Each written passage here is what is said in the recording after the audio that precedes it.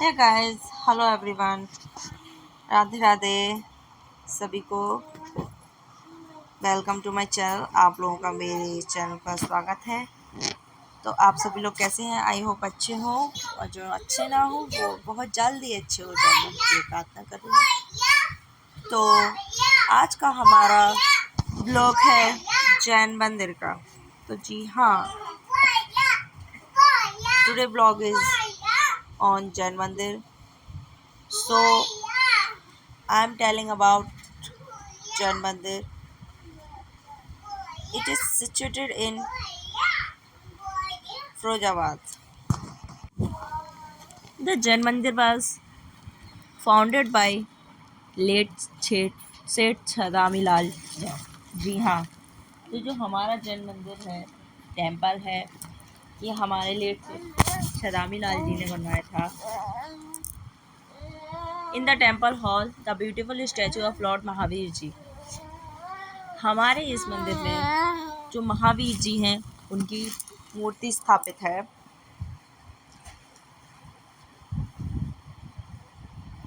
In this beautiful and hug temple on May 2, 1976। तो इसकी स्थापना 2 मई 1976 को हुई थी। और जो बाहुबली स्वामी जी हैं उनकी 45 फीट लॉन्ग और 12 फीट विड्थ चौड़ी स्टैचू उनका स्थापित है। मतलब बहुत ज़्यादा ऊंची मूर्ति है, वो मैं आपको इस ब्लॉग में जरूर दिखाऊंगी। आप लोग ज़रूर देखना वो मूर्ति जो इसमें स्थापित है।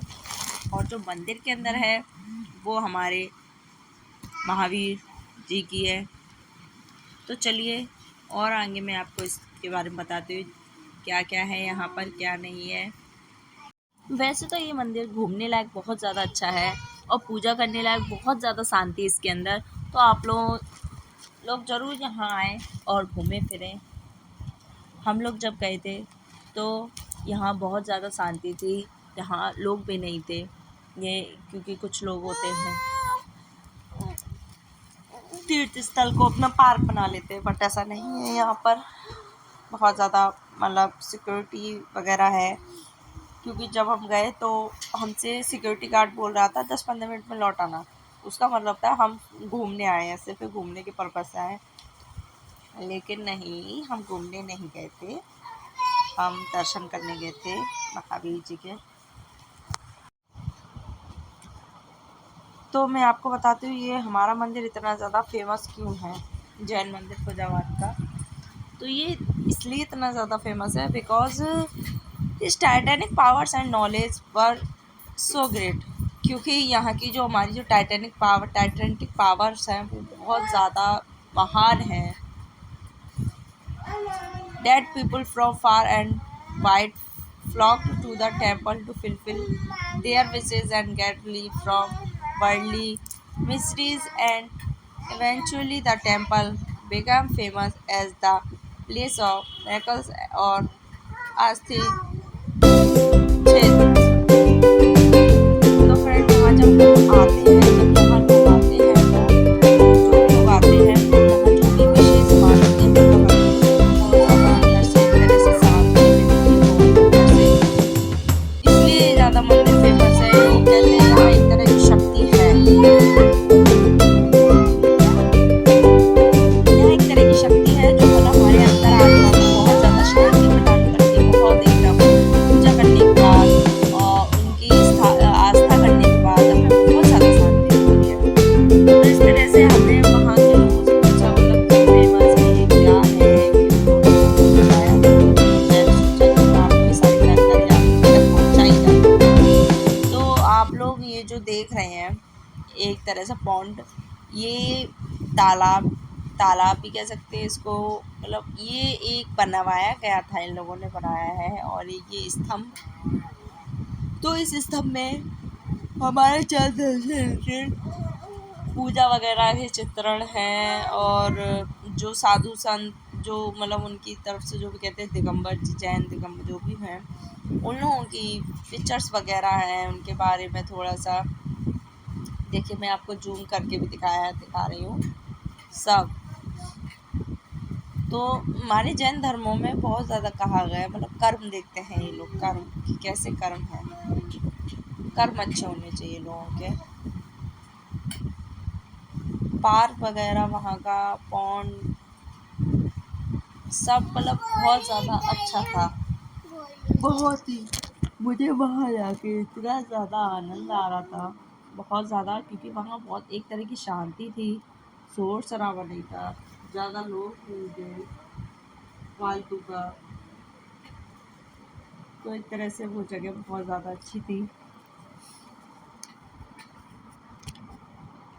तो फ्रेंड्स आप लोग ज़रूर आना यहाँ, मैं तो बार बार कह रही हूँ आपसे ये बात, क्योंकि ये बहुत अच्छी जगह है।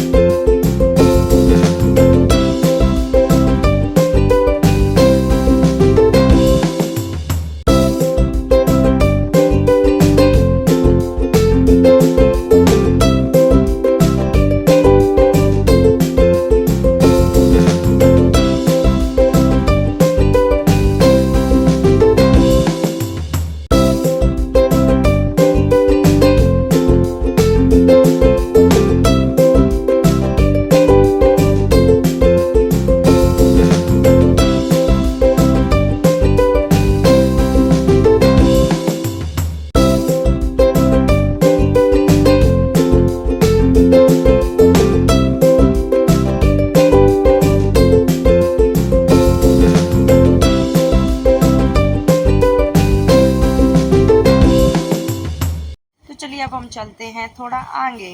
वो था हमारा बाहर वाला पोर्शन जो आपने देखा जब हम एंटर करते हैं, तब पॉन्ड और वो स्तंभ जो हमने आपको दिखाया, पोल और पॉन्ड और गार्डन ये सब पड़ता है। तो फिर हम अंदर गए, अंदर जाके हमने सोचा चलिए अब अंदर का थोड़ा सा दिखाते हैं आपको।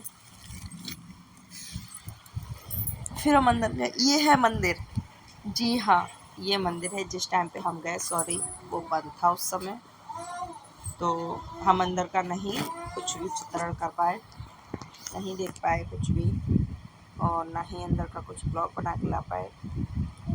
और अंदर मोबाइल ले जाना बंद, वैसे भी मना था, तो इसलिए अंदर और बंद भी था, तो दोनों ही कारण थे। तो इस तरह से ही हमें सही लगा। ये है हमारे सूरजमुखी, बहुत सारे सनफ्लावर्स हर तरह के, ये अंदर जाके है। तो आप लोगों को पता है, एक बात बताऊँ मैं आप लोगों को इसके बारे में, बहुत ही ज़्यादा कम लोगों को पता है ये बात, कि जो हमारा फिरोजाबाद का जो ये जो जैन टेम्पल है, जैन मंदिर है, ये सदर बाज़ार के निकट है, मतलब सदर बाज़ार जो है उसके पास पड़ता है। तो मैंने आपको बताया था दिगंबर जैन मंदिर, जो चंद्र प्रभु दिगंबर जैन मंदिर है वो हमारे सदर बाजार के पास है। मतलब इसको कोई कोई चंद्र प्रभु दिगंबर जैन मंदिर के नाम से जानता है। और क्या आप लोगों को पता है कि ये कितना साल पुराना है? ये 300 साल पुराना मंदिर है। 300 साल, सोचिए। और अभी, लेकिन ये मंदिर अभी देखने से बिल्कुल कोई नहीं कह सकता ये 300 साल पुराना है। इसकी बनावटी और इसकी मतलब सफाई, लोग इतना ज़्यादा इसकी केयर में रखा गया, इतना ज़्यादा सेफ्टी से रखा गया है इस मंदिर को। 300 साल पुराना मंदिर है और इसका इतिहास पूरे देश में नहीं है। पूरे देश में नहीं है इसका इतिहास। यहाँ की जैसी मूर्ति पूरे देश में नहीं है। जो हमारे मोहम्मद गौरी जी थे, मोहम्मद गौरी ने 14वीं सदी में इस मंदिर पर आक्रमण किया था। मोहम्मद गौरी, समझ रहे हैं आप? मुगल वंश से इस पर हमला भी हुआ।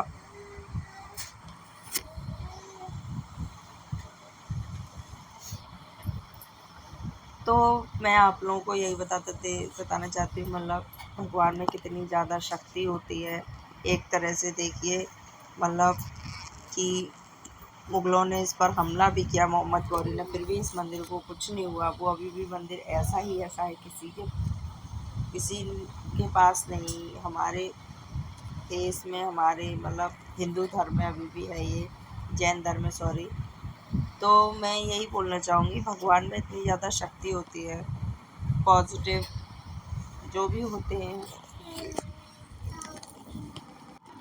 तो लोगों का कहना भी है कि मतलब अंदर जो प्रतिमा है उनके दर्शन करो तो पाप सारे नष्ट हो जाते हैं हमारे। ऐसी मान्यता है, लोगों का कहना है, लेकिन पता नहीं, भगवान ही जाने क्या है। हमारे चंद्र प्रभु जी की प्रतिमा अंदर स्थित है, जो कई चमत्कार और किंवदंतियाँ जुड़ी हैं जिनों से। तो ये जो फिरोजाबाद जब बनने से पूर्व यमुना किनारे स्थित चंद्रवाड़ मुख्य शहर हुआ करता था। जी हाँ, जब ये बना नहीं था,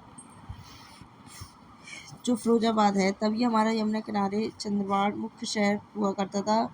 चंद्रसेन जैन धर्म के अनुयायी थे। यहाँ के जो राजा थे वो चंद्रसेन जैन।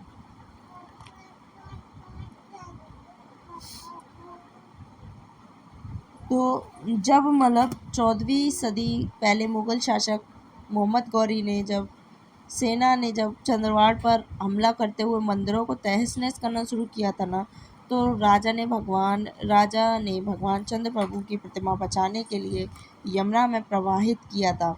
प्रतिमा प्रवाहित करने के कई साल बाद एक माली को सपना है कि यमुना नदी में भगवान चंद्र प्रभु की प्रतिमा है। जी हाँ, तो ये जो हमारा जैन मंदिर है, इसमें जो हमारे चंद्र प्रभु जी हैं उनकी मूर्ति जो यमुना जी में थी, तो एक स्वप्न आया था एक हमारे राजा को कि मतलब ऐसे वो है, उसमें है, पानी में, नदी में। माली को, सॉरी। तो उन्होंने फिर अपनी स्वप्न की जानकारी पूरे राजा को दी, समाज को दी। तो सब यमुना नदी के पास पहुंच गए खोज करने के लिए। लेकिन आप तो जानते हैं यमुना नदी कितनी बड़ी और कितनी गहरी, तो इतना आसान नहीं था।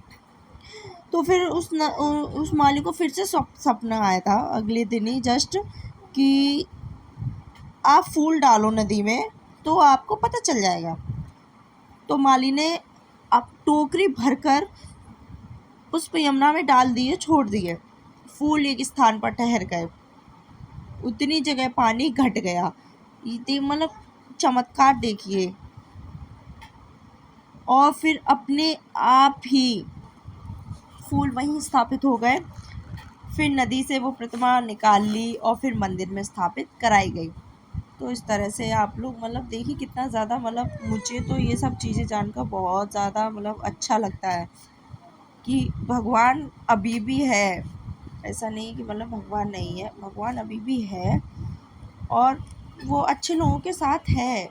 ये अच्छे लोगों के साथ है, वो साथ है, ये नहीं है कि अच्छे लोगों के साथ नहीं है। तो यहाँ घूमने के लिए कई दूर से लोग भी आते हैं, पर्यटक आते जाते हैं, देश के कोने कोने से आते हैं। और ये हमारा मंदिर 50 साल पुराना है। तो ये एक तरह आस्था का केंद्र बना हुआ है। जो हमारे जैन धर्म के अनुयायियों हैं तो उनके लिए आस्था का केंद्र है। तो यहाँ आते हैं और पूजा पाठ करते हैं बहुत ज़्यादा। जैसा कि मैंने आपको बताया, सेठ छदामी लाल जी जैन ने इस मंदिर की स्थापना करवाई थी। तो फ्रेंड्स, मैं आपसे यही बोलना चाहूँगी कि आप लोग यहाँ ज़रूर आएँ और इस मंदिर की शोभा ज़रूर देखें। ये गार्डन है, ये पीछे का हिस्सा है, पीछे का भाग है। ये आप जस्ट ये मूर्ति आप देख रहे हैं जो मैं आप लोगों को बता रही थी। तो ये वही मूर्ति है, ये इतनी बड़ी। ये फव्वारे वगैरह भी सब खैर बंद पड़े थे। और यहाँ धार्मिक कार्य भी होते हैं, जो जैन धर्म से रिलेटेड है वो सारे कार्य होते हैं।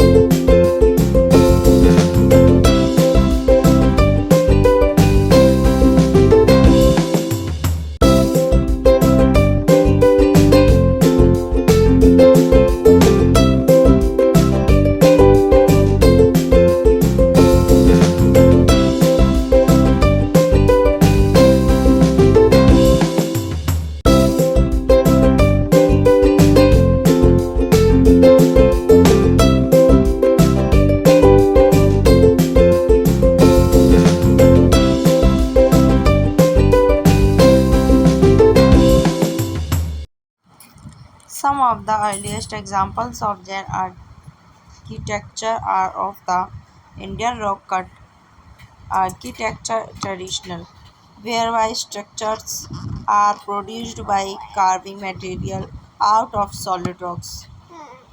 These traditions were initially shared by Buddhism and by the end of the classical period Hinduism. तो फ्रेंड्स, फिर हम वहाँ गए, अंदर देखा, बहुत ज़्यादा मतलब फुलवारी वगैरह, पीछे का पोर्शन आगे की पोर्शन से बहुत ज़्यादा अट्रैक्टिव था। वहाँ नई नई डिज़ाइंस जो पत्थर पर डिज़ाइन हो रही थी वो बहुत ज़्यादा ही मन को बहुत ज़्यादा भा रही थी, बहुत ही अच्छी लग रही थी।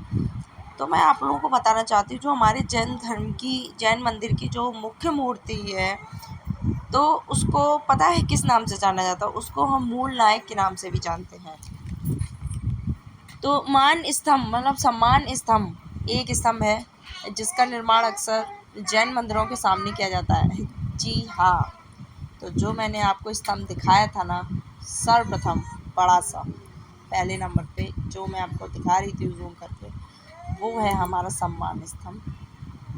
हमेशा उसको जैन मंदिर के सामने ही बनाया गया और आप लोगों ने देखा वो जैन मंदिर के सामने ही बना है। और उस स्तंभ में हमेशा उन देवी देवताओं की 4 मूर्तियाँ यानी पत्थर की आकृतियाँ हैं। प्रत्येक दिशा का मुख एक व्यक्ति का है, उत्तर, पूर्व, दक्षिण और पश्चिम। उस स्तंभ को आप लोग फिर से वापस देखना ज़रूर कि उसमें जो हमारे मुख्य देवता की 4 मूर्तियाँ हैं पत्थर की, तो वो मतलब ऐसे है, एक उत्तर की तरफ है, एक पूर्व की तरफ और पश्चिम, उत्तर, ईस्ट वेस्ट नॉर्थ साउथ चारों तरफ है। जी हाँ, तो वो उसको बहुत ही ज़्यादा अट्रैक्टिव बनाया गया है। तो फ्रेंड्स, मैं आपको बताना चाहूँगी, ये जो जो मैंने आपको बताया मंदिर के ऊपर डिज़ाइन पत्थरों स्टोन मतलब ये काम वर्क जो हो रहा था डिज़ाइन, ये कहाँ और कैसे क्या है ये मैं आपको सब बताऊँगी।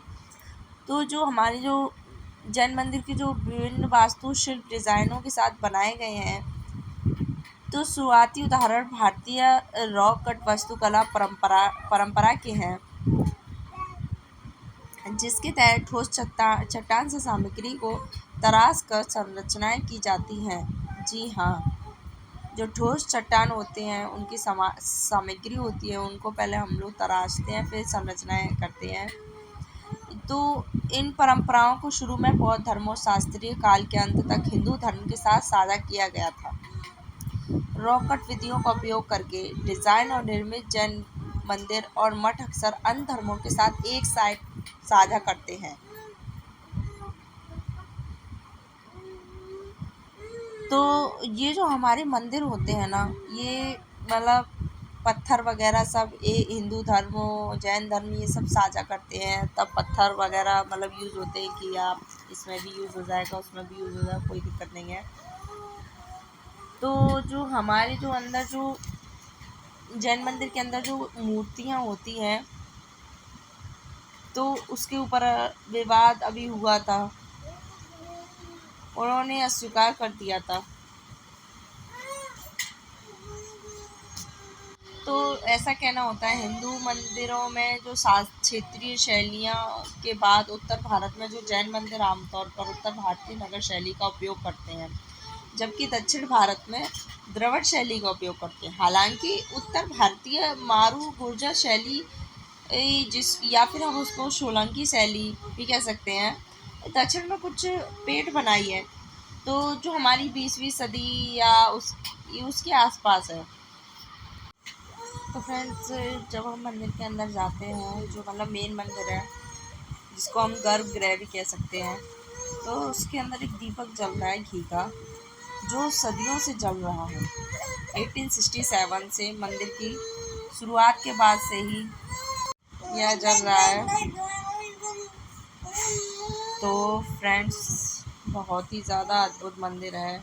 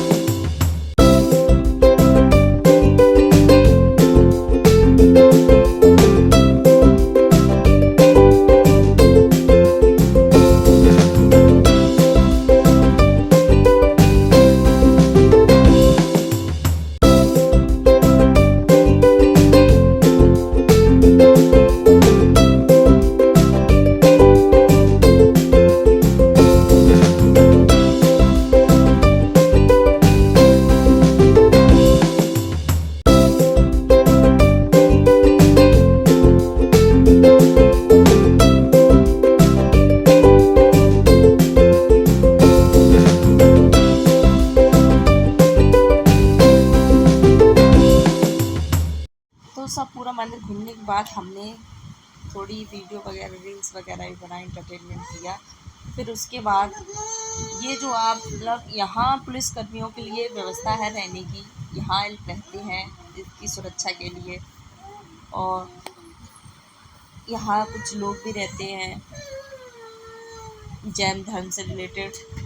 और ये टाइल्स वगैरह आप लोग देख सकते हैं, इतना ज़्यादा सफाई। और दीवारों पर मैंने एक चीज़ नोटिस की, मतलब दोहा, या जो दोहा तो नहीं बोल सकते हम, मतलब एक तरह से अच्छी पॉजिटिव लाइन्स लिखी हुई थी और उनका चित्रण हो रहा था।